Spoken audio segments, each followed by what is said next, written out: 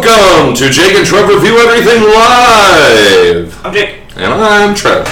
And you're joining us here. It's week 23. I gotta admit, right up front, we cheated a little bit. We didn't do a show last week. This is technically week 25 of Jake and Trev Reviewing Everything. We've only missed two shows. Missed two shows in 25 weeks. We're sorry. Last week, we had to dig into this Halloween episode real hard. You guys, it is an absolute beast. It is like ask Sandy Ravage of Call of Duty fame. This episode is an absolute beast. Once it gets going, it's beastin' straight up, killing fuckers all day long. No, it's a great episode. I'm legitimately more excited about this episode than almost any episode we've put out up to this point. Absolutely. Well, part of it is that we put a lot of work into the story, as usual, but I feel like there's a lot of effects. We did a lot of practical effects. Actually. We did. We've, and we kind of have a responsibility to do that, I feel. Like, we've kind of taken some people to task on the regular show and on the live show here for over-reliance on special effects and CG. Mm-hmm. Not enough classic special effects using practical, physical objects. Yeah. But we really kicked it up a notch. Yeah. Well, that's the other thing, too, is, the show started with the reviews. If you're familiar with the show, you haven't, you know that we didn't really start doing story stuff until like episode 7 of the first season. So that was really when we started doing our own independent filmmaker kind of stuff. So we've mostly done computer effects, like Trev said. This was the first time we've really tackled practical effects. Actually, in general, I feel like we made a movie in college some years ago that we used some practical effects on. And they were minimal at best. Mm-hmm. So, it's kind of exciting to get back into trying new things and testing stuff out. Some things worked, some didn't. Initially, some things didn't work. Mm-hmm. But we fixed it in post. We got it in post. The truth is, Halloween is all about tricks and treats. But to people who are making videos on the internet, it seems like it would be a very special treat because everybody enjoys making their special Halloween episode. Making it scary, making it spooky. Oh yeah, no, that's the other thing is that this is like a visceral scary. I feel like there's spooky, oh sure, but then there's also like gory. Mm-hmm. Not gonna lie, some blood gets spilled. Mm-hmm. Stephen King has a hierarchy of scares. Oh yeah. There's gore. There's just the gore scare, which is just like disgust you with some blood and guts and so forth. There's horror, which is like when you feel like when there's someone right behind you and they're gonna kill you and you have to try to escape desperately, and it's that good solid, fear. Yeah. And then there's terror, which is of a more unknowable nature. The example always being where you feel you're being chased and you're scared for your life, and then you suddenly realize there was nothing there behind you at all. Yeah, like that. But we hit all three. We jam them all. It's a hat trick. It's a fucking hat trick, you guys. Absolutely. Oh my god. I'm really excited about it. We also we don't actually review anything. That is sort of true. This is in the respect of the Jake and Trev review definition of reviewing. We don't actually review anything, but we do. And this is something I wanted to bring up on the live show. We do cover a few things. We go back. We decide, hey, what's spooky? What scared us? What scared us? We're a couple of tough guys now. Obviously. It chiseled out of fucking stone. Right. Carved out of wood. Sure. Absolutely. But here's the deal.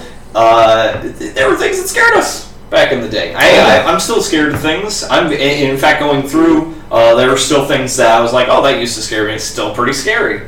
Mm-hmm. You get glimpses of that. So we were going to ask you guys, what's something that scared you, like when you were little or younger, and it just stuck with you for a long time, like something that was. Maybe even looking back now, it's not really that scary. Right. But you remember vividly the thing that scared you. Like, what do you guys remember? What do you guys remember? We want to hear from you guys. So, but we'll go through. We left some things off of our own list for the episode, and we figured we could spill it over into the live show. There it is. Pass it on. Pass on the savings to you. Absolutely.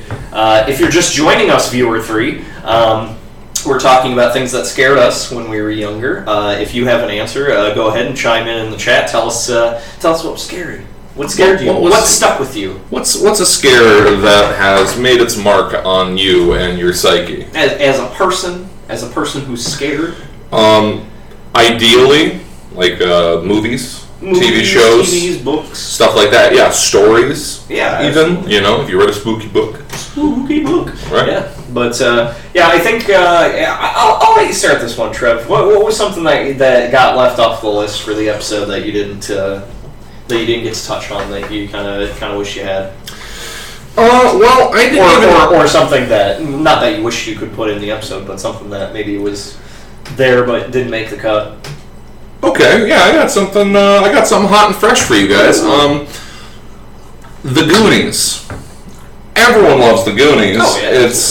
It's adventure gold. Goonies or die. Yeah, fucking right. Goonies never say die. Oh. Remember. Well, I just did. I guess I'm not. He's not a Goonie. But no. Here's the thing. It's like when you're talking about scary stuff typically around Halloween, you really want to have some kind of supernatural bent on it if you can. But in this case, it doesn't really apply. In this case, it's just the Fratellis.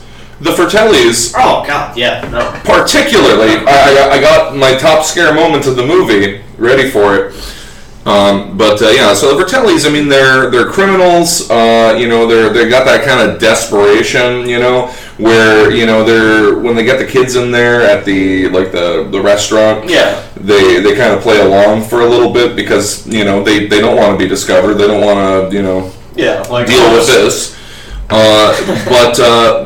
But Mama Fratelli is just a sadistic woman who cannot keep herself from messing with these kids. Yeah. And when she said that that they serve tongue, and she grabs Chucky's face and pulls out his tongue and is like, it makes like she's gonna cut off.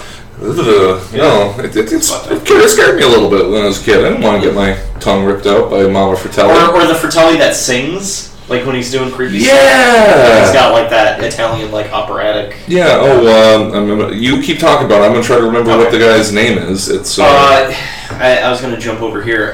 Jamie says she's afraid of everything. That's unfortunate because our show is Jake and Trev Review Everything. So you must be afraid. Terrified. Every time you watch the show. Every time. And also Leprechaun, yes. See, that is something that I thought about while we were editing. It was like, fuck, Leprechaun, god damn it! That was a scary movie. I think that's also kind of in ranks with another of my almost up on the list. I'm not going to give it away. I'm not going to spoil it for you, but up on the list, very very in league with that. Has a lot to do with kids, But Leprechaun. I think the moment that scarred me from Leprechaun was, and I did see it when it first came out on video. Leprechaun is getting all his gold. That's it. He just wants to know where the gold at. Give me the gold. I want the gold. And he goes to a pawn shop dealer that's got some of the gold in the safe. And he ends up taking a pogo stick from inside the pawn shop and pogoing up and down on his guts, just on his tummy, just Leprechaun, and it was the most terrifying thing in the movie for me. It just Yeah, putting Chunk's fingers in the blender wasn't cool either. Correct. You win. That was also a good kid scare there, and adult scare apparently. Yeah. The correct answer on who that guy was, Robert Davi. I remembered the actor's name. Robert Davi. He usually plays a cop. Yeah, like cops or either cops or criminals. It's Cops and Robbers with Robert Davi. Right. Famously, maybe remember him from Die Hard, where he was. I believe he was Special Agent Johnson. He was one of the Johnsons. He was special. No relation. No relation to the other Agent Johnson. On a side note, and by the way, I think I've already offered up about like 3 or 4 alternate names for this series or for these series that we do. I'd like to submit another one. Side notes. Side notes. Side note. On a side note, no. On a side note, the other Fratelli brother that wasn't Sloth was played by Joe Pantoliano. Yeah. And I was just thinking about it while I was trying to remember what Robert Davi's name was. It's like, yeah, he was really a poorly characterized Fratelli brother. Yeah, because nobody really remembers him. Like, if he was there. If you watch it now, like, you see it and you're like, oh, that's the guy from probably The Matrix. It's probably The Matrix. The dude that sells out the crew of the Nebuchadnezzar. Cypher. For a steak. Mm-hmm. He wants to be lied to. He wants it, yeah. Ignorance is bliss. That guy. He's in a bunch of other stuff, too. Oh, Memento. He's in Memento. He's Teddy. He plays Teddy. Great movie. That's an awesome movie. He did great in it. The other Fratelli, played by Joe, really poorly characterized. Cause, like, I think it was the script. I don't think it was him. He's pretty charismatic when he... Well, right. That's what I mean. I don't blame him for characterization. There's only so much he can do. But, that's the thing is that, Mama Fratelli was obviously the leader, and, she was, they kind of played up her sadistic parts. Robert Davi, he had like a certain class to him because he's like singing these like operatics, and so there's the kind of character quirk, but I can't think for the life of me what his character quirk is other than getting shot, like hit in the nuts. Like, at least I think he got hit twice in the nuts when they were crossing over like the bridge with the water coming through there. Yeah. And he came down and I'm pretty sure he did like the stupid like eyes crossed like really hamming it up. The original Nightmare on Elm Street and the original Child's Play, both terrifying. The original Child's Play, is there a remake or is it just like because pretty much everything after that, there was like Child's Play 2. I think it's one of those situations where a lot of people remember the sequels in many cases more than the original. It's fair. The original was kind of cut and dry. I mean, there are a lot of horror movies that kind of launch an entire series and you remember, like, I think prime example would be Friday the 13th. The first movie had nothing, like barely anything. It was just that jump scare at the end with Jason. It was just a serial killer movie out at the camp. Right. It wasn't about like an undead, serial killer. It was Jason. It was just some lady getting revenge. It was just some lady getting revenge for her son. See, because all these kids are just out in the woods, fucking around instead of watching instead of watching out for the kids, and so she wanted to get her revenge. Yeah. But then later on, it was like, oh well, he's like unnatural zombie type, like killer guy. Yeah, I don't really know how to classify Jason in terms of like where he sits on the undead category. I don't know. Vengeful spirit undead? See, well, now here's the thing. I'm going to get really far out there. Ready? I would say he's almost sort of a lich. Here's why. Because clearly the spirit that animates him, the life force that animates Jason, does not reside within Jason's body. Yeah, okay. You know what I mean? Like, I'm a bad D&D player. I wish I could remember what the fucking name of a lich is. The touchstone. It's something. Yeah, there's a specific. Better? No, that's from Wraith. It is from Wraith.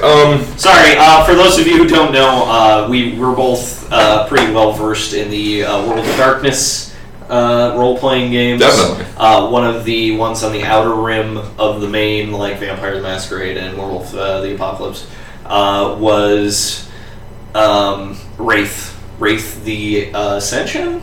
No, it was Mage the Ascension. Wraith the something, because everything had a colon. Mm-hmm. But yeah, that Wraith the Oblivion. The Oblivion, yeah. It was basically like you played a ghost, which is the most depressing thing. At least, like, when you're a vampire or werewolf, you're still kind of alive.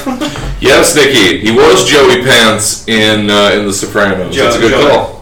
Joey Pantoliano? Yeah, Joey Pants was in there. Okay. Yeah. Oh, there's a remake of Chucky? I don't know why, but sure. Let me tell you why.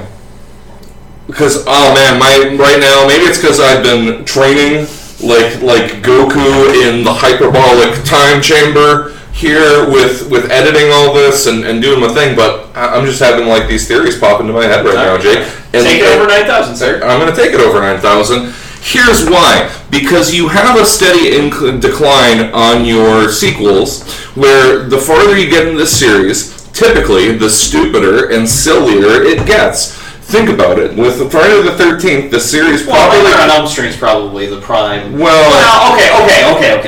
Friday the 13th, I can see it too. Because the capper on that series, like in the later days things, it was like, Jason Takes Manhattan. Because it's like they were just... Already they were out of ideas. Right. Like, what is he, a fucking Muppet? Like, you know, but no, he's going to take Manhattan. But then in Jason 10, or Jason X...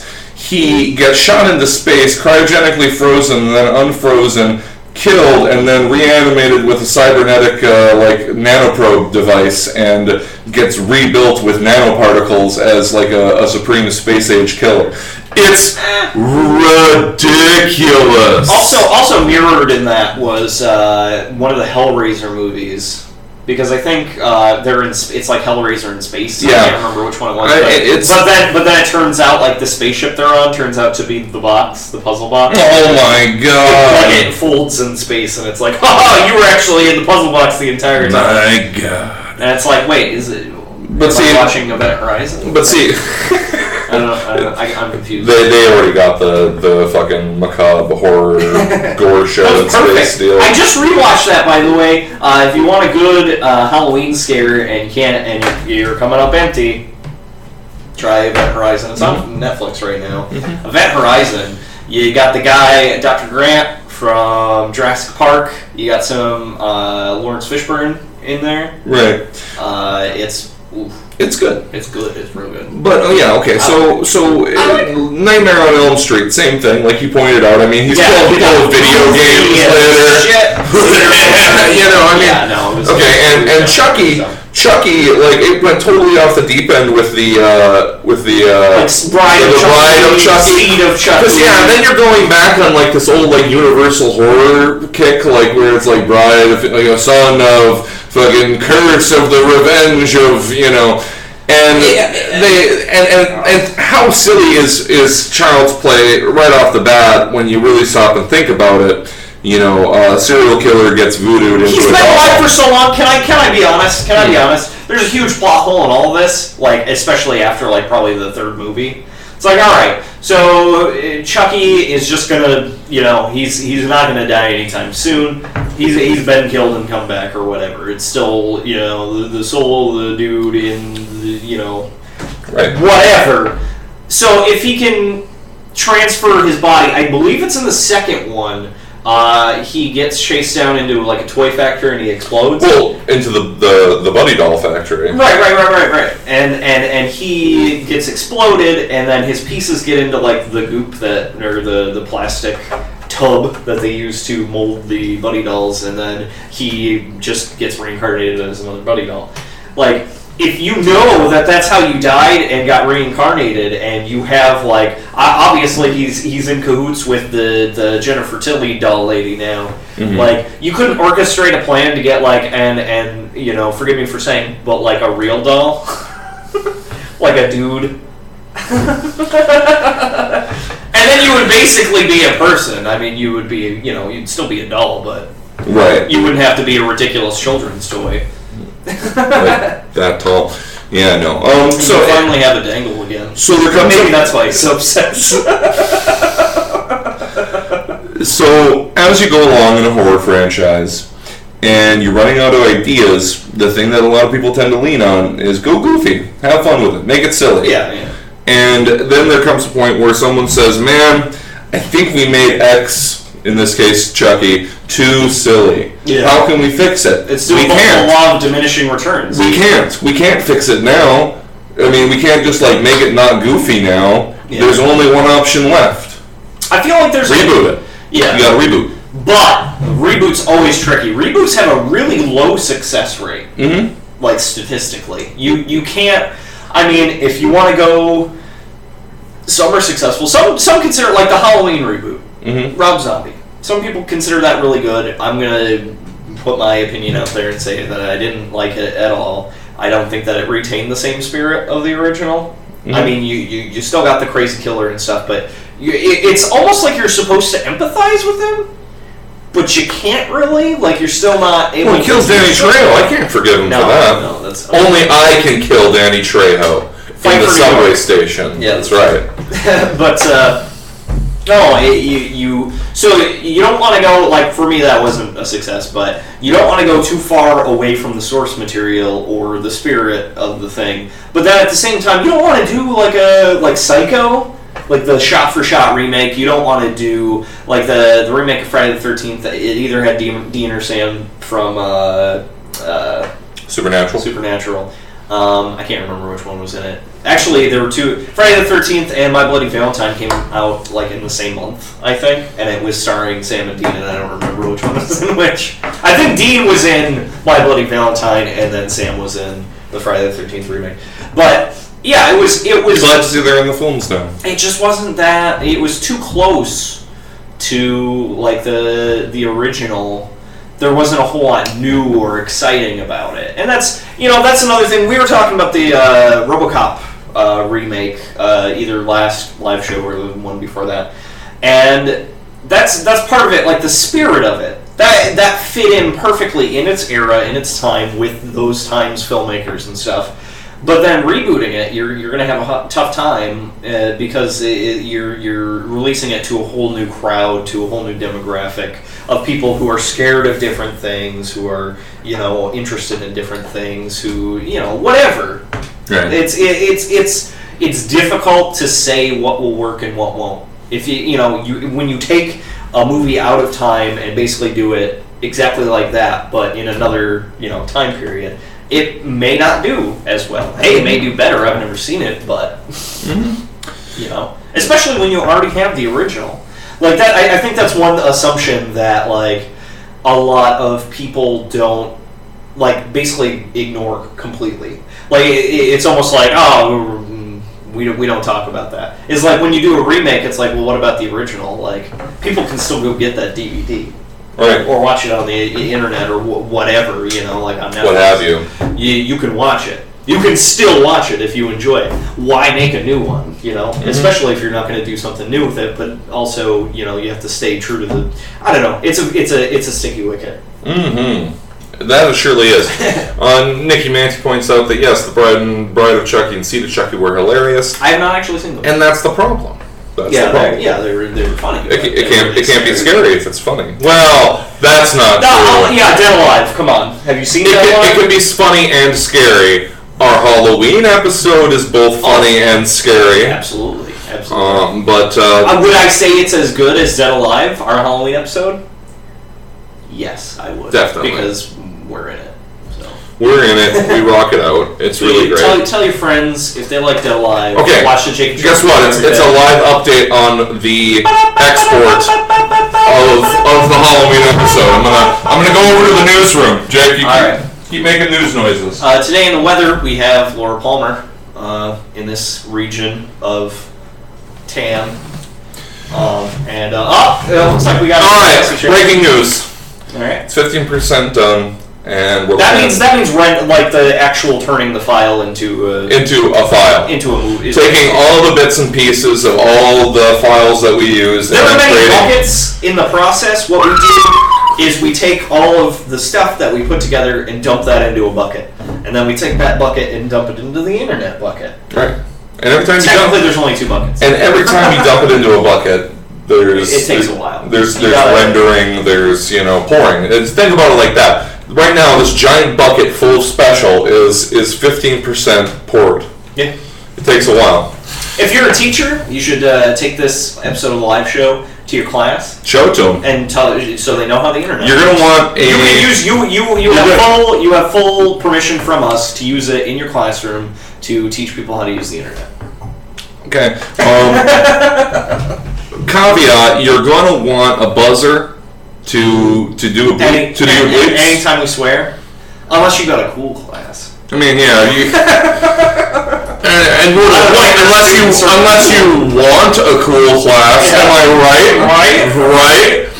Okay, so we're going to lead that right in. Terrible segue. We're going to go right over to something else. We're going to talk about our Person of the Week. Person of the Week. That's right. Person of the Week. That's the Person of the Week song. I'm going to forget it next week, but... I've forgotten at least two or three. Person of the Week. Does the name start with a G? No. Or an M? Yes, maybe. I'm still confused these about that. These are both titles. They're not. That's not really. Is the M a title? Definitely. Is it? Yes. I'm not familiar with it. We'll talk about it here in a second. Who's the Person of the Week, Trev? The Person of the Week is Grand Moff Tarkin of Star Wars fame. Ooh. Those of you, I'm sure many of you remember in the original Star Wars, there was Grand Moff Tarkin. He was sort of in the, sort of Emperor's role from Jedi, if you will. Yeah. He was sort of the big bad. He was, sort of the boss. And, in fact, he was literally the boss.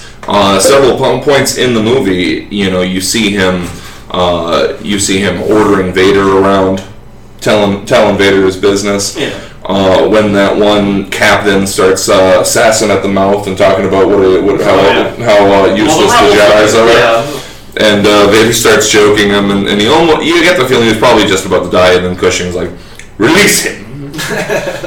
Peter Cushing is the actor who played Grand Moff Tarkin. He's a very celebrated actor. He had an extremely successul run of doing Sherlock Holmes. Wasn't he movies. in some Hammer films? He was in some Hammer films, like slaying vampires like a motherfucker. I'm 95% certain he played Van Helsing in one of the Hammer films. Nice. That's a pedigree. And in fact, really, from what I've seen, the bulk of his work up until like Star Wars he was always playing protagonists. And then he got to be Grand Moff Tarkin. And he was probably like, I'm going to eat this roll up. Just nom nom nom nom nom. Dude, like the scene where he's talking with Leia and he's like, here we are at Alderaan. And now we're going to use this as a demonstration of the power of the Death Star. And she's unless you give us the plans. And she's or tell us the location of the rebel base. Yeah. And so she says it's on Dantooine, and then he turns to Vader. So like he plays like his villainy so casually, like it doesn't faze him at all to be this way. He's awesome. So he's like Grand Boss Tarkin. Grand Boss Tarkin, right? And he says, we need to make that a meme right now. It's a meme. We just announced it. It's gonna spread. First. Get in and on it now. Go open up your photo shoots and get it going. No, he turns to Vader. You see, Lord Vader, she can be reasonable. And then he turns over like, you may fire when ready. And she's like, no. You said you were good. You're far too trusting. He's loving it. He's just loving it. Didn't he also say like, Dantooine's not even? It'll be Dantooine's far too remote to be a sufficient demonstration of the station's power. But don't worry, your rebel friends will be taken care of soon enough. That's what it was. That imperial bite, I love it. No, so Grand Moff Tarkin is really the boss of Star Wars. Grand Boss Tarkin. Grand Boss Tarkin. Grand Boss. He's pretty great. We're pretty impressed with him. Yeah, if you make videos, throw some dubstep under him. Mm-hmm. Make a whole dubstep song with Grand Moff Tarkin quotes. It was probably already happened. Probably. Yeah, it's the internet. So here's the thing. I mean, what's so special about the Grand Moff? Well, here's the thing. His name precedes him. Leia knows him. Knows that he's a boss. There's the fact that he's got Vader on a short leash and can dispatch him to go take care of fools. There's the fact that in a franchise where relatively few characters make very strong impacts unless they have force powers, Grand Moff Tarkin's just a guy. He's just a regular man who somehow has risen through the ranks of the Imperial Navy and has become the boss. And remember, he's not the actual final boss of the Empire. That would obviously be the Emperor. And think about how badass the Emperor is, and how much you would have to be a badass to stand out to that guy. Yeah. Well, that's the other thing. Yeah, he is a step above Darth Vader. Mm-hmm. Yeah, a lot of people forget that. Like, well, like Darth Vader's the end all, and it's like, Yeah, and really, it's just sort of it kind of lends credence to the theory that that as much as George Lucas likes to say that he had all the trilogies planned out and thought out already, no bullshit. He was not ready for another thing. He never had a plan to make Vader the focus of the whole series. That all came by later. He was just a menacing dude. Darth Vader is a menacing dude. I'm not going to take anything away from Darth Vader. And I'm not going to do that. And we're not trying to pile on to George Lucas. We've already had our words with George Lucas. He made his what, $6 billion or whatever it was. I want to throw up a little. So fucking people get insulted for much less. Mm-hmm.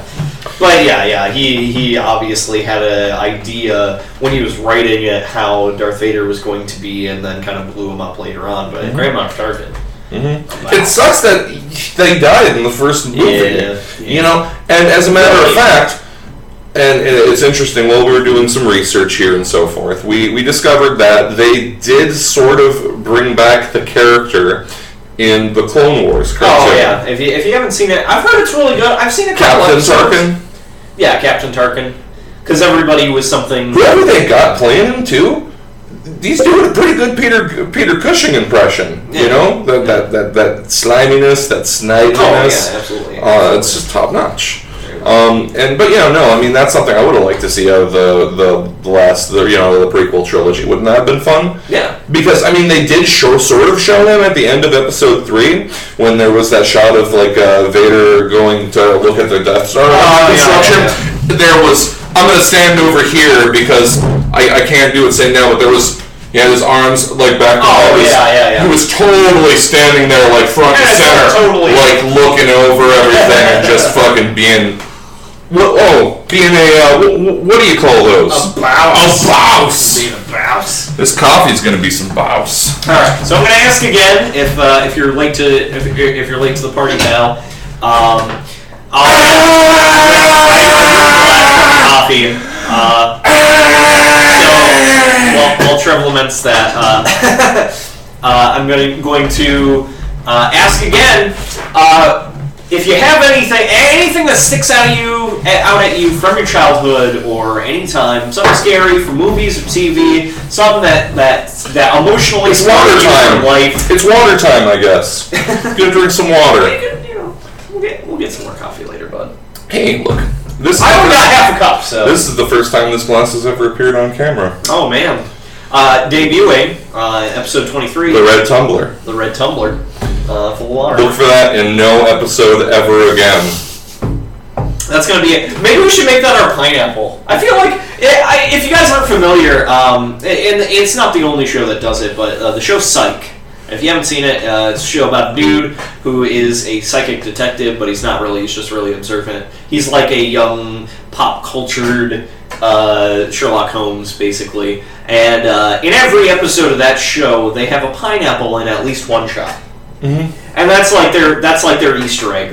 Every time you watch the episode, you're always looking for pineapple. Where's pineapple? So maybe the Red Tumbler will be or maybe something else, but I always thought that was kind of neat, something to kind of add another layer to the show. We love layers. We have a shit ton of layers. Also, speaking of layers, the new Halloween episode, full of layers. Layers upon layers. Oh my god.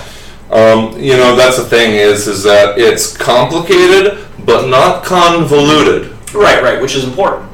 I think a lot of people don't really make the distinction between those two things. People are like, oh, you got to keep it simple, and it's like, yeah, but it's got to be a little. So there's I think we set so much up content. so much content. I'm just gonna toot our own horn here and say that we set everything up and knocked everything out of the park. And when we found out that we didn't do, if we found out that we didn't do something right, set it up right, we went back and reshot, refilmed, re-edited the whole thing.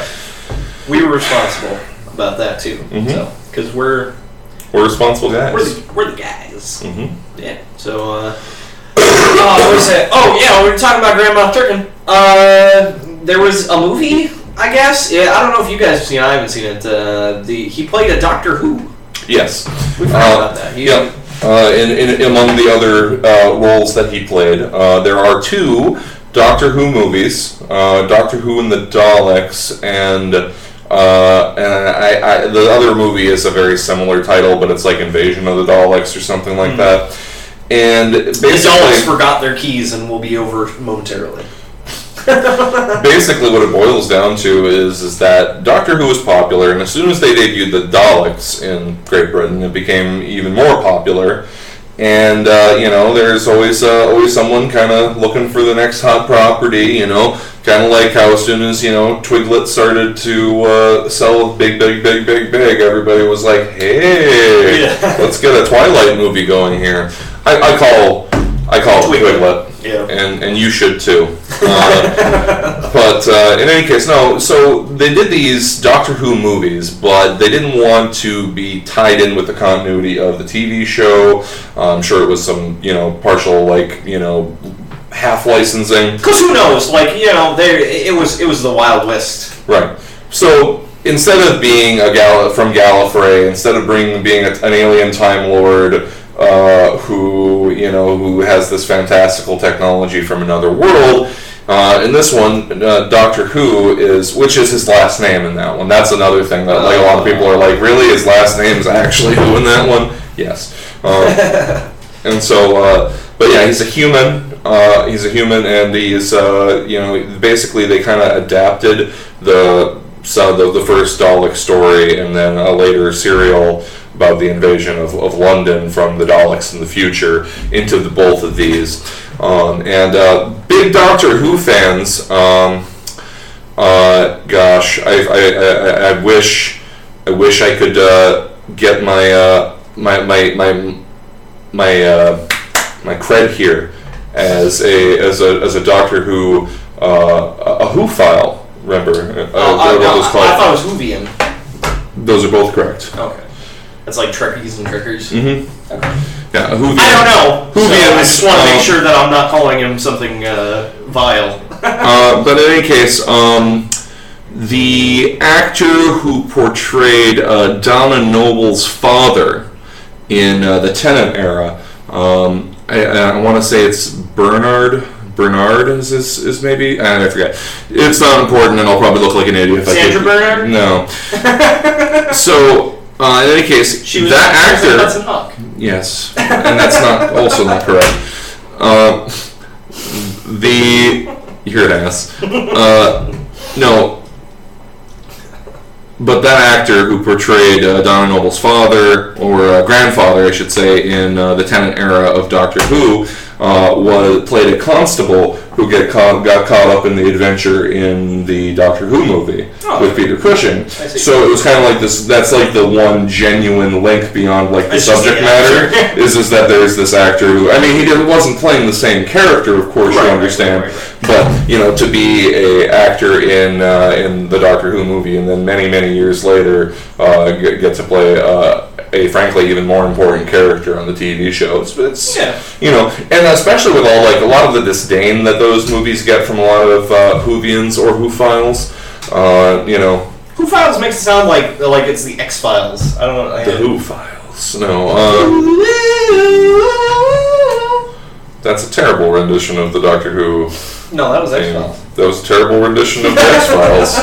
No. Apparently it was so terrible that Trev thought it was a terrible version of the Doctor Who thing. There it is. But no, it's... those movies get a lot of disdain because they were a very large departure from the regular thing. They really can't be considered canon, and a lot of people are genuinely bothered by a human doctor.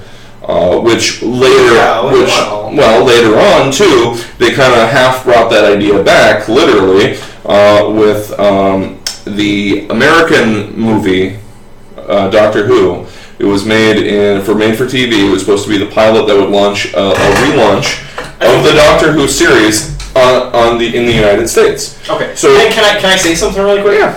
The only thing that I really know about that is that they make a joke about that on Community. Because, like, Inspector Spacetime, they kind of make a joke about it. Basically, two of the characters that aren't really into Inspector Spacetime get pulled into, like, a focus group for the American version of Inspector Spacetime, and then they just turn it to shit. It's like, oh, you gotta have the babes with the big boobs, and he's gotta play tennis, and just ridiculous shit, you know? Sure. But, okay, so in the American made-for-TV movie that was going to relaunch the series in America after it had been on hiatus in Britain for like 13 years at the time. Yeah. So in that one, they made several suggestions that the Doctor was half human, that his mother was a human woman. And it's like this kind of like, why? He already has like a strong connection with humanity just because he thinks that they're fascinating, and that's the reason why he wants to stick around and protect everybody, not because he has a vested interest, because he's part human. Yeah. And that's the other problem is that I guess what I'm getting at here, everybody, is that remember what we were saying about complex and convoluted and how there's a difference? Doctor Who is convoluted. It's convoluted. I'll admit it. It's convoluted. It's got the way too many. The episodes are complex. Doctor Who as a continuity in its whole is convoluted. Convoluted as shit. Questions of continuity. What happened when? I got a good segue for this. Are you ready? I'm ready. I'm about to fire up the segue cannon. X-Men: Days of Future Past. Oh my god. Speaking of convoluted, I didn't know this, and so it was kind of confusing and delightfully confusing. Like, ooh, how are they going to explain this? If you're familiar with the X-Men movies, the last one that came out was First Class, X-Men First Class, and it was supposed to be the first class of Xavier's School for Gifted Youngsters. And his rise to be a haven and a mentor for all these mutants and whatnot. Right. And that it was set during like the Cuban Missile Crisis, and there was all sorts of stuff. And then Magneto becomes a bad guy, whatever. So in this trailer and if you haven't seen it, you should go see it. I don't think you can really spoil the trailer. They use the actors who played Professor Charles Xavier and God, why did I just forget? Magneto? Yeah. Eric Fleischner? Yes, thank you.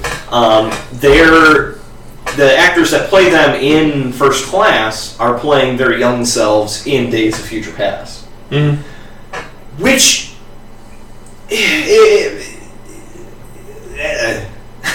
falls apart because a lot of fans were like, okay, well, if this is true in First Class, then this things that happen in the other movies. So, like, okay, so my brain just locked up trying to think about it. If Emma Frost was, a member of the Hellfire Club in the 1960s, then she could very well have been a younger woman in the 1970s who was being locked up by Stryker in the Weapon X program. She could also not be a younger person, or she could. I think she looked like she was in her 20s, or maybe I'm remembering it wrong.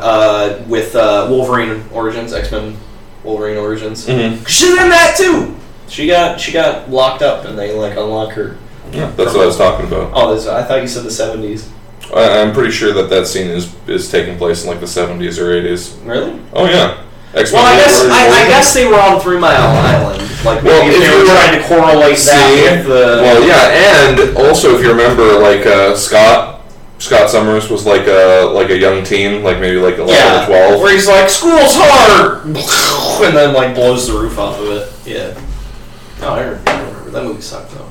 Yeah, I don't know how they're gonna tie everything together though. There's too much too much. Maybe they'll explain it like with all the time stuff, and then it'll get extra convoluted. We'll address your guys' comments in the chat here in just a minute. We just want to kind of wrap up the X-Men discussion here. No, that's the problem, is that there's too much negation, there's too much... Now you're combining past and future in well, it's a future past. If you're not familiar, it originally was 2 comics in the X-Men series, and it had to do with basically who was it? Was it Wolverine and Kitty Pryde go back in time to try to stop something? Basically, there's a future that's filled with giant robots that kill mutants, and it's terrible. It's terrifying. It's horrible. It's an apocalyptic future.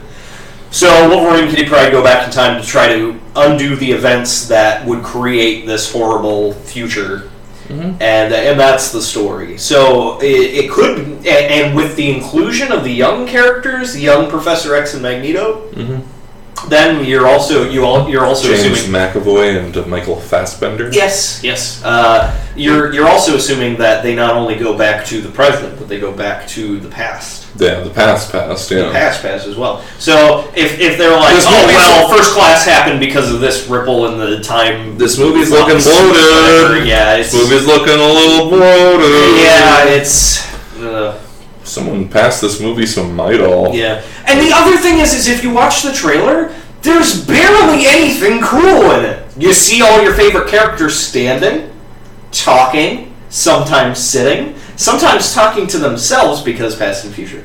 Yeah. But yeah, it's all just talking. It's all just there's very little exciting stuff in the trailer. There is one thing I'm very excited about.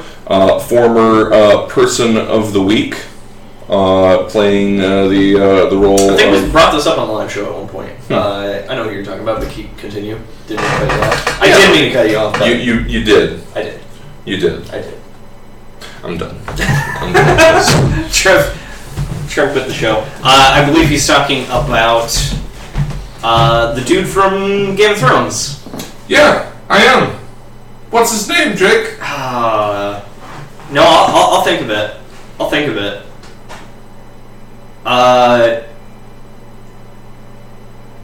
No, I can't think of it. If anybody knows, here I'll address the thing here. Let's see.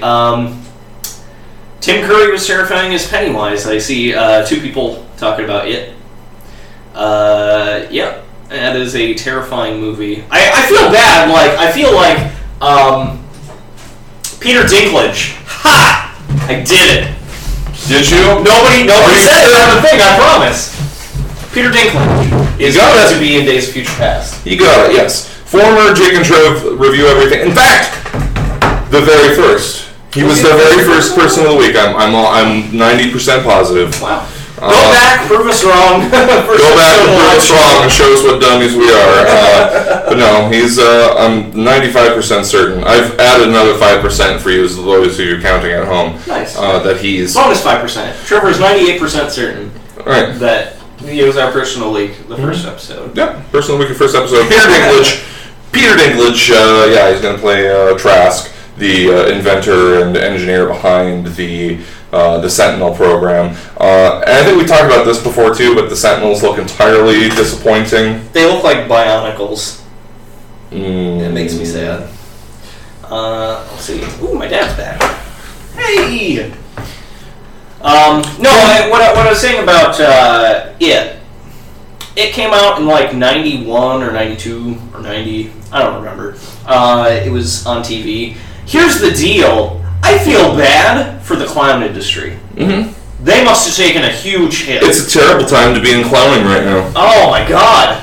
Just over that time period, you're fresh out of high school, you run away to clown college, and you're and all the jobs. You have your choice. You have the pick of the litter of where you want to get into your career. You could be a birthday party clown. You could be a circus clown. You could be like a TV presenter clown. You could get your own PBS show as well. You could do whatever you want, and then halfway through school, people start dropping out. And you're wondering, why? What's going on? Where's Steve? Where's Kyle? Where's Roger? Roger was a great clown. Why isn't he still here? Yeah, and the woo seltzer, like you pull a pineapple from places you'd never imagine. I know. But well, I guess it's clown college. That's where you get all your clown experiments. It's clown college. But yeah, and at some point you're like, oh shit! Like somebody's like, you gotta see this, man. Honk. And then you turn on the TV and there's it, and then you're like, oh, this is it, man.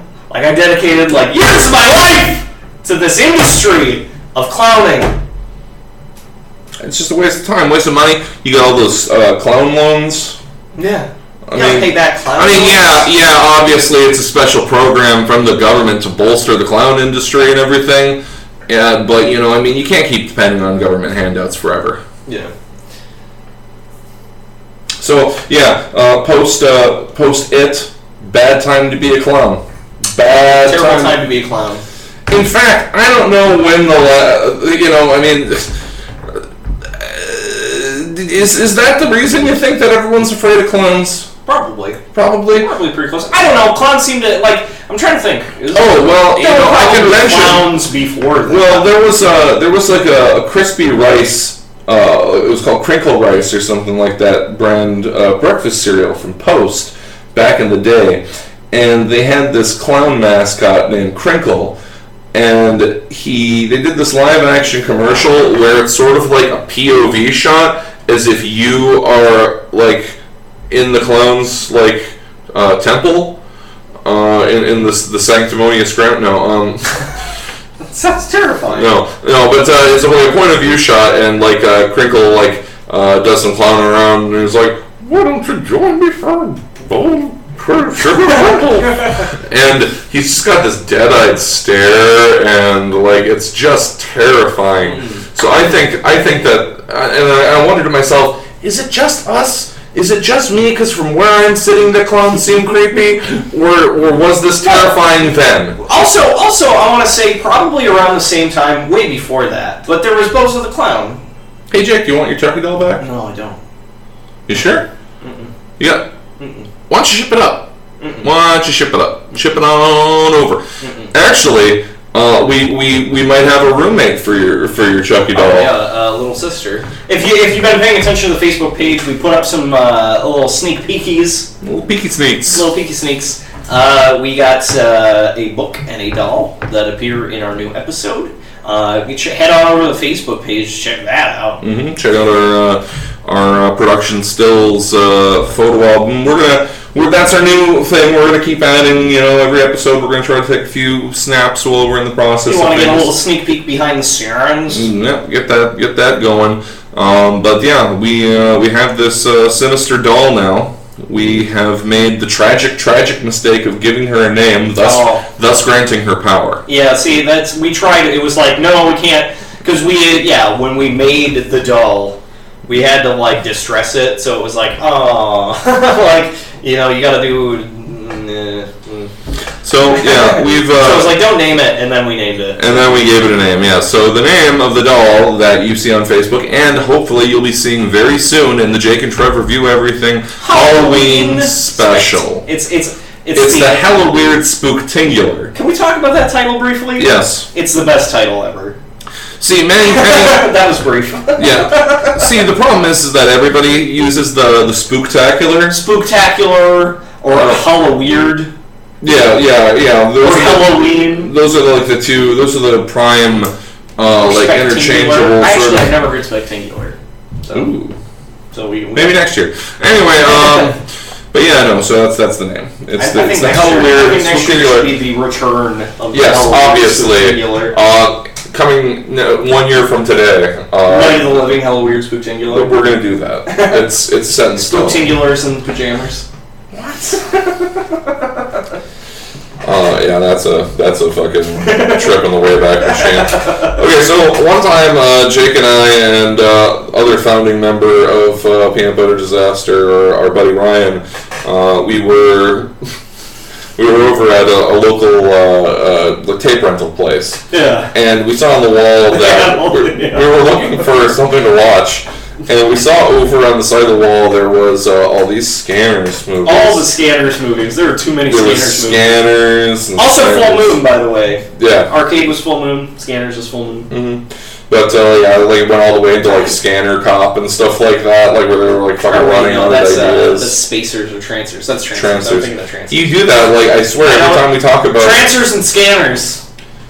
It sounds in my brain. They're like right next to each other. Sure. They're abutting. But no, and then we began to speculate about the future of the Scanners franchise. I'm tired, guys. We've been working on this so hard. Oh my god, we were up super freaking late last night. But yeah, Scanners in pajamas, not unlike bananas in pajamas that frequently come down the stairs. That chase teddy bears. What a bunch of jerks. I know, right?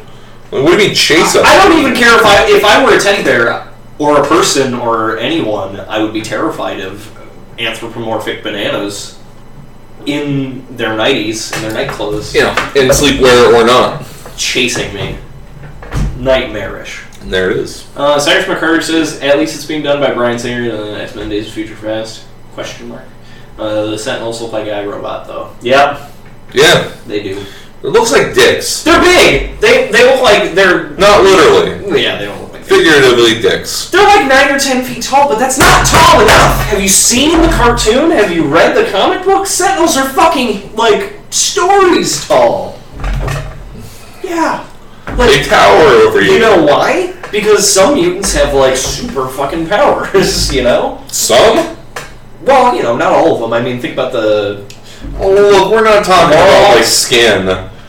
Yeah, well, you know, they're still hunting down, you know. Yeah, they're still it's all or nothing. They're not, right. You know, I mean, they're not like, oh, you don't count. It's zero tolerance, I understand. Right. I'm just saying, like... Actually, zero tolerance came later. That was a different... Never mind. That's an X-Men comic joke. There was a thing. Lovely. Anyway, I'm hoping that your dad laughed at that one joke, because I don't think anyone else is.